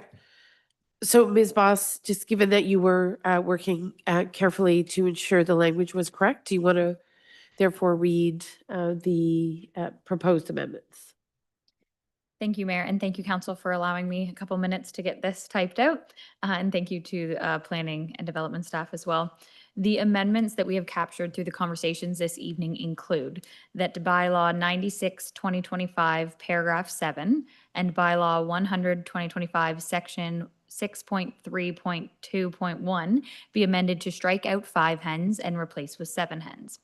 And that bylaw 100, 2025, section 6.3.2.3, the maximum ground floor area of the coop be amended to strike out 6 meters squared and replace with 9 meters squared. And that bylaw 100, 2025, section 6.3.2.3 and bylaw 96, 2025, section 20D, the combined coop and manure storage be amended to strike out 10 meters squared and replace with 20 meters squared. And that bylaw 96, 2025, section 20 in brackets I, setback from a property line be amended to strike out 3 meters and replace with 1 meter. And that bylaw 96, 2025, section 20 in brackets M be amended to insert within 30 meters from a non-cased well. And that bylaw 96, 2025, paragraph 8, general provisions as they relate to the sale and public distribution of eggs be struck out. And that the staff be directed to report back in January 2026 with amendments to the licensing bylaw to address the comments raised by Councillor Kay Strackerjan, including paragraphs 13, 16B, 22E, and other items. And that is all. Thank you. Any comments at this stage, Councillor Sullivan? And then Councillor Wilson, do I see your hand? You have the same one? Okay. Or is it about 1.5 meter? Okay. I rather believe than you one- referenced a setback of 1 meter versus 1.5. Yes. To clarify, it was to be replaced with 1.5 meters. I Excellent. apologize. And thank you.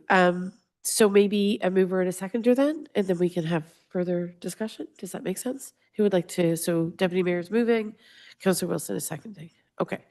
This is in regards to the proposed amendments. Okay. So any discussion at this time about the amendments as they exist? Deputy Mayor. Yeah, and we're going to see how this plays out with the community. And we're looking for it to come back in January rather than December of 2026. Oh, I think, yes, we'll speak to this and I'll let Councillor Strachan highlight that she has a sense of urgency, which I think we share about a supplementary report that could create some further amendments in regards to some of her questions. Councillor Strachan, go ahead. Thank you, through Madam Mayor, to Deputy Mayor Barclay. In my first Yes. very long speech, there were a number of items there that needed to be addressed, and I was asking to have addressed by the Director of Planning. And I think that they're more than housekeeping items, but rather than delay moving this forward, if that's the will of council, we could come back and address those items at a later date because they're a little bit more detailed and probably require additional consideration by Director Martin and Deputy Director Mosier. Excellent. And then, are there any other comments? I just want to make sure I'm not missing any hands. So just in regards to removing the prohibition of sale and distribution, just wanting to ask, Councillor Strachan, I know you spoke to this. Is there any strong objection at this point to removing that provision? Of course, it can be reintroduced at any time. So just wanting to hear whether or not at this stage, that seems like a viable way forward, at least in the short term.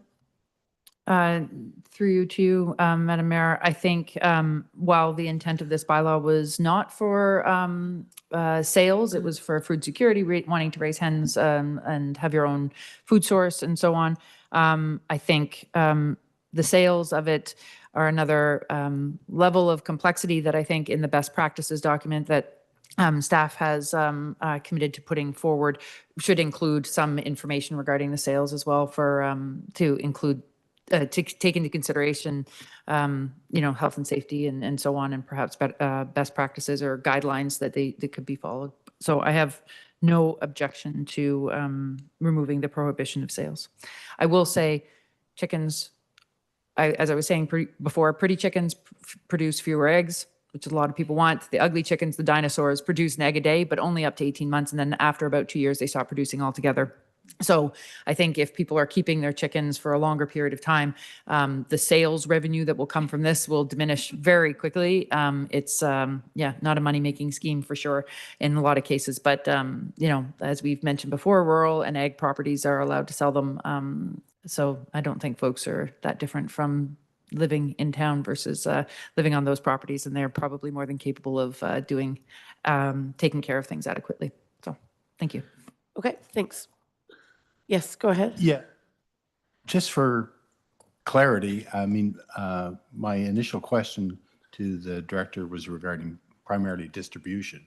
So if you want to prohibit sales, I'm fine with that. It's the distribution clause that I just would hate to see people getting tagged, as I put it, for gifting them to a neighbor. If I might, I think it's probably cleanest to proceed as proposed, because that line between distribution and sale may be a little grayer than we think. So we certainly respect the guidance and advice offered, and I know Ms. Martin would like to be recognized one more time before I call the vote. Go ahead. Thank you, Your Worship. I just want to bring to Council's knowledge, there is a Food Safety and Quality Act here in the province of Ontario, and there is an Ontario regulation as it relates to eggs and processed eggs that individuals should be aware of. That was not contemplated, and that was no analysis or understanding of that regulation was studied, as staff had recommended that the provision be placed into the bylaw that wouldn't allow for the sale or distribution. And again, it comes back down to that public health piece. Perhaps we could look at maybe alternative language where we could say eggs produced by backyard hens shall not be sold, traded, bartered, advertised, or distributed from the property, as a means of trying to address, the deputy mayor's comment. It's for council's consideration. That would still allow for sharing. So looking at maybe some alternative language that we could include. I think at the end of the day, we just would want to be cognizant that there are regulations at the provincial level that regulate egg sales. So maybe if we soften the language, that would still allow for sharing of eggs while not directly selling them. That could be a consideration. I'll just recognize Councillor Strachan. and then I'll put myself on the list. Thank you, Madam Mayor. To Director Martin, I often forget that you speak as quickly as I do, so I didn't catch everything that you said. But I think the important thing to remember, the only way that you can distribute graded eggs is from your own property, that they cannot be taken off your property and sold or given away. People need to come to you effectively. So if that is what you said, I agree. Thank you. So I'm digesting what you're saying, Ms. Martin, and I think where I'm getting stuck is, as Councillor Strachan noted, if you're on a rural residential property, you may be, if you're in a rural property, then you can engage in distribution and sale, as I understand it, whereas this bylaw pertains to those non-rural properties. So if you're in Kettle Creek with a larger property, rural residential, then this bylaw does apply to you. So as I understand it, we're imposing a prohibition on certain individuals, property owners, based upon their zoning that can't or won't apply in other areas. And I'm not clear why we would impose proactively a prohibition on one that doesn't apply to the other. So just so you know, like my inclination based upon the conversation is to perhaps exclude prohibition this evening of distribution and sale. And as part of your January supplemental report, certainly if you have found another way, as some of your language suggests this evening, to further kind of constrain or help people navigate that space, maybe that's the time for that discussion, because we're going to have another kick at this can clearly in January. So those are my thoughts at the present time. Okay, so motion is on the table. And we have a mover and a seconder, and I think this has been a lengthy but key contemplation of something that's important. And again, I want to thank our staff for their very hard work and quick thinking. So I'm going to call the question. All in favor? Okay, thank you. And I believe, Ms. Boss, we're going to look forward to another report in January. Is that correct? Okay. Could you just say, oh, right, we have to move to the main motion now. Is that right? Okay. So then I'll look to the following, and maybe Ms. Boss, you can help me out here. The recommendation is that Council enact bylaw 95/2025, being a bylaw to amend bylaw 102/15, being the fees and changes bylaw to include certain fees and changes related to the licensing of backyard hens. That Council enact bylaw 96/2025, being a licensing bylaw to regulate the keeping of backyard hens within North Grenville. And that Council enacts bylaw 100/2025, being a bylaw to amend comprehensive zoning bylaw 5012 to add general provisions to the zoning bylaw for backyard hens. And that Council directs staff to report back in a year related to the licensing of backyard chickens. Do I have to refer to any of the amendments, Ms. Boss, in this particular motion? Through you, Mayor, my recommendation would be in the second and third line, just to include as amended behind bylaw 96/2025 and bylaw 100/2025. Indeed. So I will note, as per your recommendation, that we're referring to certain bylaws as amended, and that's in regards to 96/2025 and bylaw 100/2025. Okay. So with that, I'll look for a mover and a seconder. Deputy Mayor, Councillor Strachan, any further comments or questions? Seeing none, I'm calling the vote. All in favor? Thank you. All right. So with that, Ms. Boss, we are now moving on to the Mattamy Condo Patrick Street, and that is Mr. Mosher. Thank you, Madam Mayor. It's a relatively brief report, I hope, in that we were circulated on a draft plan of condo from the United Counties of Leeds and Grenville, who is the approval authority for condos. Council may recall that this condo development happens to be located within the Oxford Village subdivision phase 1 on blocks 108 and 116, and that's registered plan 15M42. So these lands were previously the subject of zoning amendments as well as plans of subdivision, which established site-specific zones and established the conditions by which the subdivision would be approved. Sometimes when a subdivision is approved, just depending on the nature of how the lots will be laid out and whether or not there's private or public roads, they may seek to condoize elements of the development so they don't become municipal infrastructure, which is good. So in this case, Mattamy has applied to condo elements of the road and drainage networks. So there'll be private elements that are maintained by a condo corporation.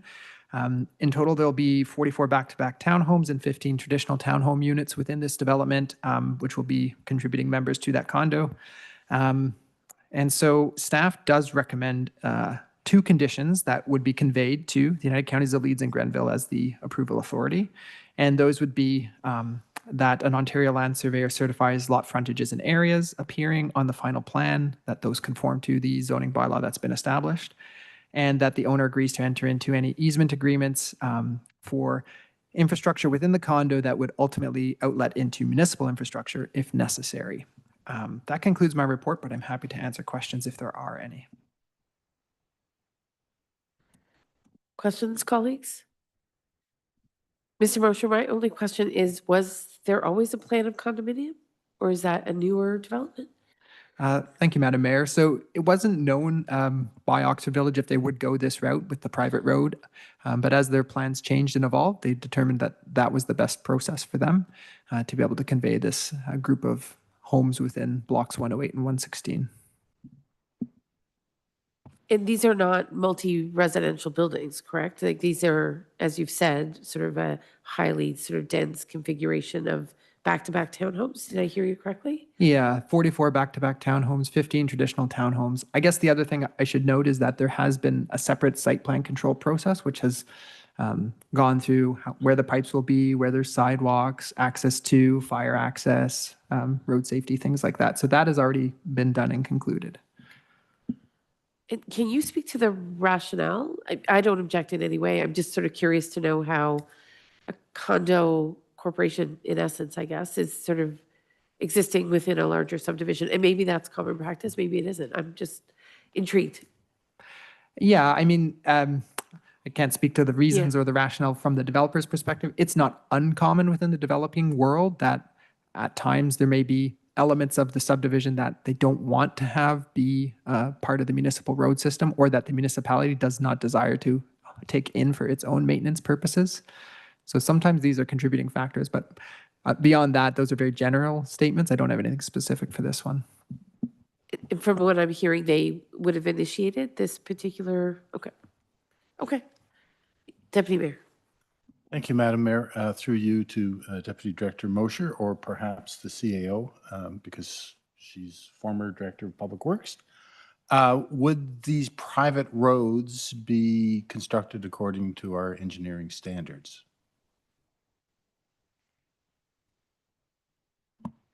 Through you, Your Worship. They would have to conform to fire code requirements for access. So in other words, a minimum of 6 meters wide. Whether or not they'd have to have 2 lifts of asphalt would be something that, again, would be fire code related, not necessarily engineering standards from a public works perspective. As I look at the plan that is provided as part of this report, it looks like the internal roads are 7.1 meters wide with a 1.5 meter sidewalk outside that. So they're actually, the road allowance is not the full minimum, 18 to 20 meters wide. So although the construction of the asphalt component may be very similar to a municipal road, the width of the road allowance is lesser. Just as supplemental, and regarding the lot frontages and area, is that as it pertains to stormwater management, are we asking them to conform to our engineering standards as far as that's concerned?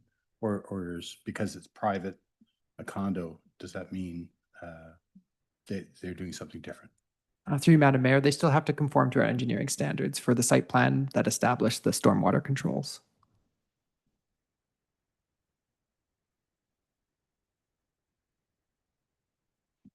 Okay, thank you. Well, I look forward to learning more about this particular development, I presume, as it emerges. But from everything I'm hearing, Mr. Mosher or Ms. Dunlop, there's complete compatibility in terms of how elements of this section of the subdivision are being built, so that really it's relatively seamless. It's just how economically it's being configured or conceived, is my understanding. Okay. So if that's where we're at and there's no other questions, colleagues, I'm not seeing any other questions.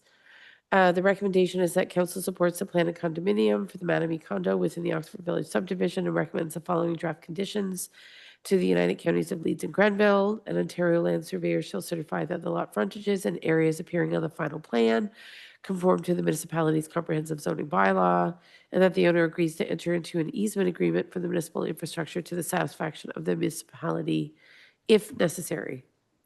And then the caveat of if necessary is contingent upon the survey. Is that the idea? It's contingent upon how they ultimately, like, if they do need to connect into those municipal services, I see. which we are fairly confident that Yes. they do. Right. So if not just necessary, but quite likely, that would be the case. Okay. So I'll ask for a mover and a seconder then in regards to, thank you, Councillor Sullivan and Deputy Mayor. Appreciated that. Any final comments or questions, colleagues? I'm not seeing any, so I will call the vote. All in favor? All right, that carries. Thank you.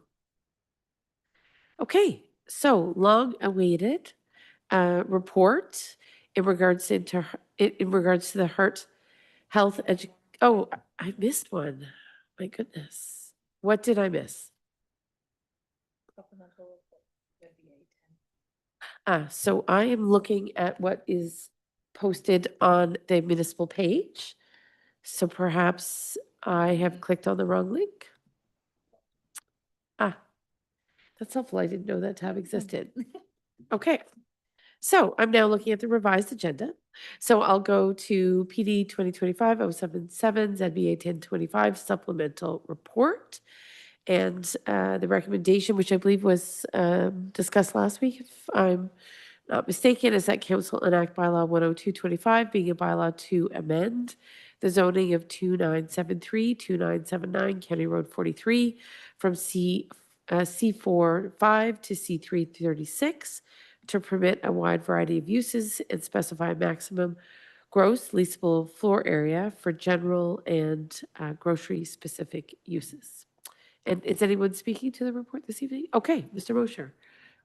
Thank you, Madam Mayor. Yes, so this is a continuation. The public meeting occurred on December 10th and was closed. And at that time, staff still had some outstanding conversations with the applicants. But council may remember that there was general agreement. The application was seeking to go from C45, which limited certain uses, to C336 to permit those wide variety of commercial uses. Staff didn't have a dispute there, but there was this question about the retail impact of adding a grocery store / supermarket use at the property. And there was a specific line from the official plan that required, when that kind of use is being introduced, that there be an evaluation to understand the impacts that could exist to the market area. So the other point is that there was a section of the PPS which more or less reads similarly. It's 2.8.1.1. That's a discretionary requirement from the PPS to take into account needs of existing and future businesses when considering new economic developments. So staff is pleased to report that following the back and forth between the submitted market retail impact analysis, the peer review, and then the discussions back and forth of what total square footage should be devoted to grocery / supermarket, we were able to come to a consensus with the applicant and with some input from our peer reviewer to cap the maximum amount of square footage that could be devoted to a grocery or supermarket to 2,226 square meters. And that's the result of the analysis that was done, the peer review that was completed, some numbers being thrown back and forth, looking at the floor plan of the actual store and coming to an agreement. With that cap, everybody is of the opinion that, yes, there could be some impact to the market, but ultimately the market will dictate whether and when a grocery store comes to this location. And that should the fact that they can do this use, and it should not too much negatively impact the existing grocery market if it's capped at this level. So that concludes the report. Staff does recommend that the bylaw should be passed. And again, as a refresher, the bylaw would recommend a wide variety of commercial uses, allow for the height that's consistent with the highway commercial zone, keep the previous provisions from the old exception that had been received in terms of parking spaces, loading spaces, and landscape strips, and then also cap the total gross leasable floor area for the entire thing at 3,000 square meters. So that concludes the report. I'm happy to answer questions if there are any. Any questions, colleagues? I know there was a fairly robust discussion last week. My only question, Mr. Mosher, is the market analysis something that can be made available to council, or was it part of the package last week? And perhaps it was. It was. Okay. And subsequent to the discussion last week, that market analysis was used to inform where you've arrived at this point? Yeah, so what happened was the market analysis said there should be no limit on grocery. That was the first opinion. The second opinion said there should probably be some limit, and the author of that report suggested 1,400 square meters. Then at the time the report was coming before council, we hadn't been able to convene all parties and come to an agreement. We then were able to do that, and the parties said, you know what, 2,000 is probably okay to go up that high for grocery use, to cap it at that. And then the applicant made the specific request. If it's 2,000, can we go to 2,200? And staff thought that's reasonable in terms of what we're hearing and what we heard from our peer reviewer. Okay, wonderful. So if there are no other questions, council colleagues, I'm not seeing any questions, then certainly we can move to the consideration of the recommendation that was read. Did I ask for movers or seconder already? Deputy Mayor? Okay, seconder, thank you. Councillor Wilson. And I will call the vote. All in favor? Perfect. Thank you. That carries, and appreciate that you brought that to a timely conclusion. So, long awaited, Ms. George has sat through a lot of discussion to get us to our heart health education session, which I'm sure by the time February comes around will be badly needed by many, given the Christmas season and long meetings such as this one. So, all right, take it away, Ms. Torch. All right, thank you, Mayor and Council. This report brings forward a recommendation from the Health, Wellness, Fitness, and Active Transportation Advisory Committee related to the supporting of a women's health heart education session. The committee is seeking municipal support for the session. Staff have reviewed the request and are recommending that support be provided within existing operational capacity rather than through financial support. Specifically, staff are recommending that council receive the committee's recommendation, endorse staff providing in-kind facility use where eligible under the fee waiving policy, and allow communication and promotional support to be delivered through existing resources. No financial contribution is recommended as this was not included in the approved budget. So this approach will allow the municipality to support an important community health initiative while remaining consistent with existing policies, delegated authority, and budget constraints. If you have any questions, I'm happy to answer. Excellent, thank you. Councillor Sullivan, is there anything you want to add to this well-conceived report? Just want to thank Director Torch for getting this on the agenda so quickly, and the Health, Wellness, Fitness, Active Transportation Advisory Committee is hoping to host this information session, free information session for the public. It is put on by alumni members of the Heart Institute in Ottawa who have all had cardiac events, and they have been educated at the Heart Institute and trained fully to come out to the community and do these presentations. It's roughly an hour and a half in length, and certainly, although it focuses on women, it definitely has a great deal of information that is important for men to hear, as well as for themselves, as well as partners of women who may have had heart issues. And because February is Heart Month, we are hoping to have this done during the month of February. So thank you again for acting on it so quickly. Thank you. Great, thank you. Councillor Strachan? Thank you. Through you, Madam Mayor, to either Director Torch or Councillors O'Sullivan or Wilson, because they are both part of the Active Health, Wellness, Fitness, Active Transportation Advisory Committee. At first, I thought it was a group that had come to you, but I think Councillor Wilson has answered my question on that this was generated from the committee itself. I would say to Director Torch's comments about financial sponsorship, if we're doing in kind and we are providing that, there is a financial component to that. It's not directly providing funds, but it is covering funds that they wouldn't have to spend on a facility or any of the setup requirement or anything like that, as well as the marketing if we are to use social media and so on. So I'm looking at the recommendations that are in the document and the agenda, and with the exception of the financial sponsorship, which could very well turn around and come to us anyway if we didn't provide in-kind support, that those in-kind supports for facilities within the municipal center, I don't think our policy covers other facilities that are not municipally owned. So I don't think that other facilities would be covered. However, I would be in favor of the meeting room space at the municipal center or municipal facilities, the staff setup, as well as the marketing through social media and website and so on that would be adequate to get the word out and hopefully offset some of the costs that could be incurred. Thank you. Sorry, just to answer that through you, Madam Mayor. So the way the motion was written, it was for financial sponsorship. So the way I've rewritten it was to put this back as a notice to you to put it through the waiving of fees and charges bylaw, so that you would be able to effectively take that sponsorship that is not budgeted for and put through that program, so it would be budgeted for. Because just as the way the piece came in, I had to rewrite it so that it could fall under the proper policy. So in essence, you're asking us to approve in advance the waiving, right? And just to be clear, I know that you've come in midway through the year, but I assume I think we provided an allocation for the municipal fee waiving, and I imagine we're still under that. Is that the case? Okay. Okay, excellent.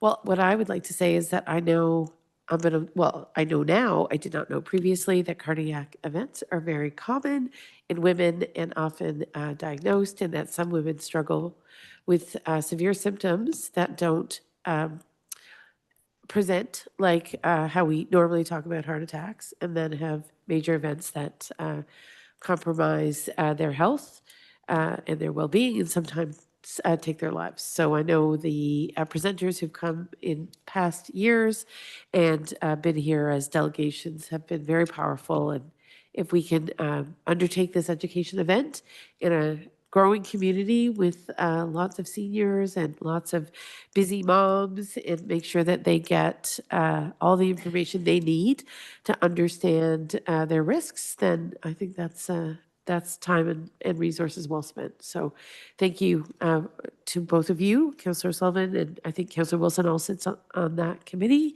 and Ms. Torch, for your efforts. So the recommendations are before you, colleagues. And just, again, I'm so sorry. Do we have a mover and seconder for this? So Councillor Sullivan and Councillor Strachan, thank you. The motion is that council receive the recommendation from the Health, Wellness, Fitness, and Active Transportation Advisory Committee, endorse staff obviously supporting the education session through the ways that are outlined, and that while no financial sponsorship is provided, facility-related supports be administered through existing delegated authority and policies. Any last questions or comments, Deputy Mayor? Thank you. No, I appreciate this coming to council, because it's my understanding, my limited understanding, that women campaigning for re-election are particularly vulnerable to a heart attack.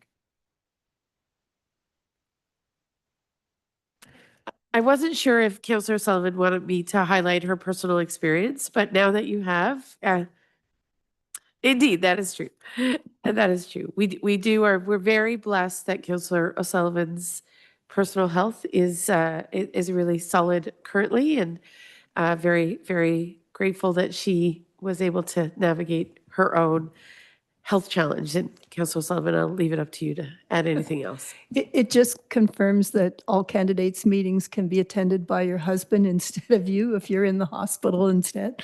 Thank you. Recovering from a cardiac event. Indeed. All right. So I think I'll call the question. All in favor? Thank you. That carries. But to be clear, we have had a delegation come connected to the Heart Institute for many, many years. So we certainly have been engaged in this cause for quite some time now. But yes, Councillor Sullivan was a poignant example of why you want to take good care of your heart. All right. So with that, looking at the amended agenda, Ms. Boss, I think we're close to adjournment. We do have a long list of correspondence, and I would be asking for any member of council, is there anything they wish to pull for future discussion that's on our list of correspondence? I'm not seeing anything, so I'm gonna, I'm so sorry. Very sorry. Yeah.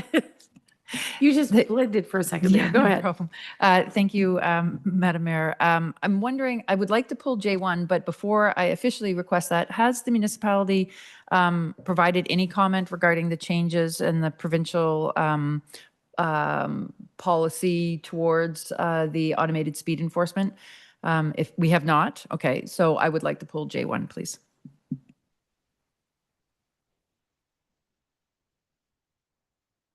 Okay, so we'll reserve that for a future meeting in January. I will highlight, just for your edification, that we are pursuing a delegation with the Ministry of Transportation, Councillor Strachan, on working with school bus companies on the automated enforcement of vehicles who transgress the stop lights, the school bus arms, rather, where you have the flashing light. The Police Services Board for the municipality of North Grenville worked with the Let's Remember Adam organizers. They were here in July as we erected a number of signs in the community. And at that time, they asked if we would be interested in potentially collaborating with them on the potential of using automated enforcement for those vehicles that do not respect the school bus stop arms. So, but we can talk more about that in January. It is only, I think, one of the aspects of automated enforcement to address, but I just wanted to highlight that that conversation, which is somewhat parallel, is happening at the same time. All right. So with that, we will move on. Motions and notices of motions for this meeting. Are there any notices of motions, colleagues?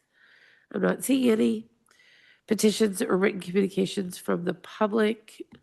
Yes, so we do have one, and this is in regards to the Beth Donovan Hospice, the capital campaign. And what is the protocol? I believe this is a slightly new way for us to address letters to council. So, Ms. Boss, can you help me? Are you just providing notice that the letter's been received, and then we would include its consideration at a future meeting? Thank you. Through you, Mayor. The item has been placed on the agenda, so it can be discussed and deliberated this evening. We would look for a formal recommendation on if you would like this included in the draft 2026 budget. We don't need to deliberate it at this time, but if you would like to see a number included, we would look for that direction to staff.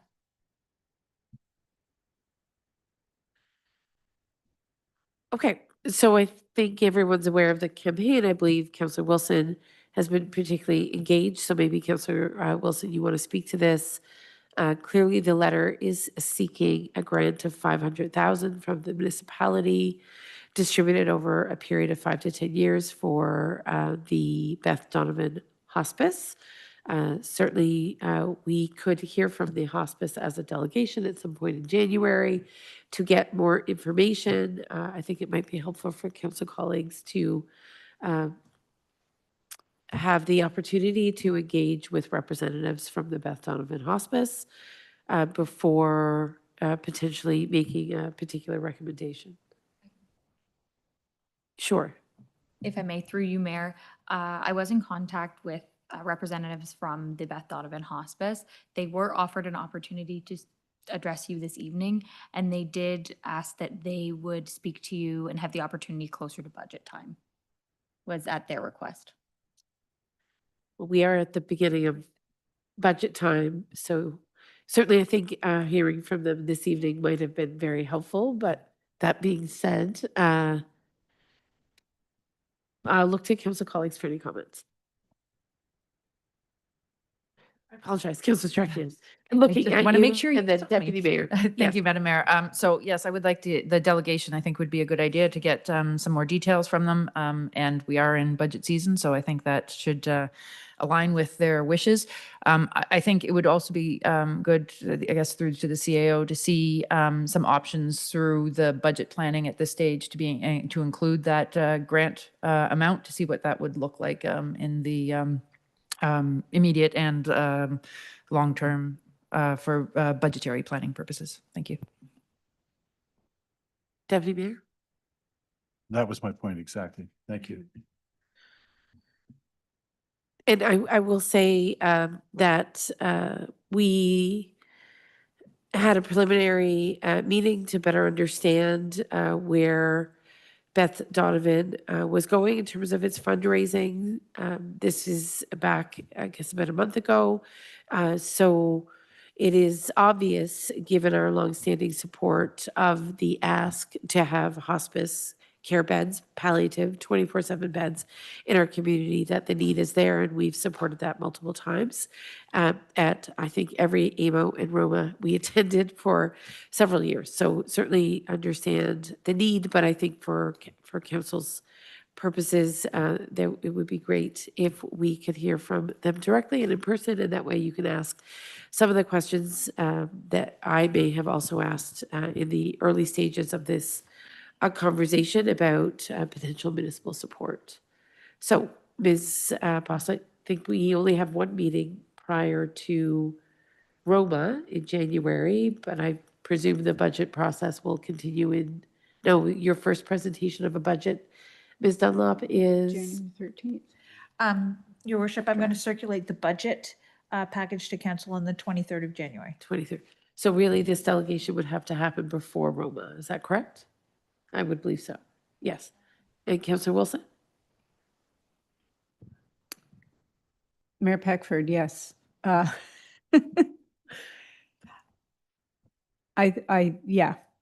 I agree that it does need to come sooner than later. I'm surprised that they declined to come tonight. Hadn't heard that, but this is a kind of a silent campaign that they want to launch before they go public. And I guess it's tricky. So anyways, thank you. Okay, well, it sounds like we may have a lengthy meeting on January 13th. I know Ms. Boss already has a number of items in reserve for that evening. So we look forward to more dialogue at that stage of the game, but it looks like we only have that one meeting before Roma, so we'll make the best use of the time we have that evening. Okay. But appreciate that you've put this on the agenda, Ms. Boss, so thank you very much. And then, with that, I don't believe we have any miscellaneous or unfinished business, is that correct? We have our most loyal members of the public who are here meeting after meeting. We're very appreciative. Thank you. You withstand all the ups and downs of discussion at the council table with a lot of grace, and you always seem to be paying very close attention. So thank you for being here. Do you have any questions? No, you're good? All right, well, we'd like to wish you a happy holiday and Merry Christmas. And we have some extra cookies that you should really take home with you. So with that, I'll move to confirmation bylaw. That is our, and I know Councillor O'Sullivan had a question in regards to first, second, and third reading. Ms. Boss, maybe a little context on why the language of our confirmation bylaw has changed. We appreciate your guidance and expertise, but I know council would appreciate a little more insight. First, second, and third reading, all at once. How does that happen? Thank you. So in the email that I had circulated, there is some background information on where the first, second, and third readings stem from, which is actually a long time ago in the UK when they actually read the bylaws 3 times. Since we have modernized and circulate bylaws in their entirety on an agenda, there's no longer a need to read them into the record, as you can see them in front of you and you've had them for 5 days. The wording is updated to match our procedure bylaw, which in the section says that our confirmation bylaw should be read at first, second, and third time and finally passed in council. So just updating it to match the procedural bylaw that was adopted earlier this year. Okay. We did really try our best to go through the procedural bylaw, but it's a complex document. So thank you. All right. So I am looking for a mover and a seconder for the confirmation bylaw. So we're still doing that. So who would like to move and second the confirmation? Deputy Mayor, Councillor Strachan, thank you. Calling the vote, all in favor, it carries. And thankfully, adjournment at 9:01. To meet again at the call of the mayor, again, new language, but we'll take it. And I'll look to Councillor Wilson and Councillor O'Sullivan to move in second adjournment. Calling the question, all in favor? Great, thank you.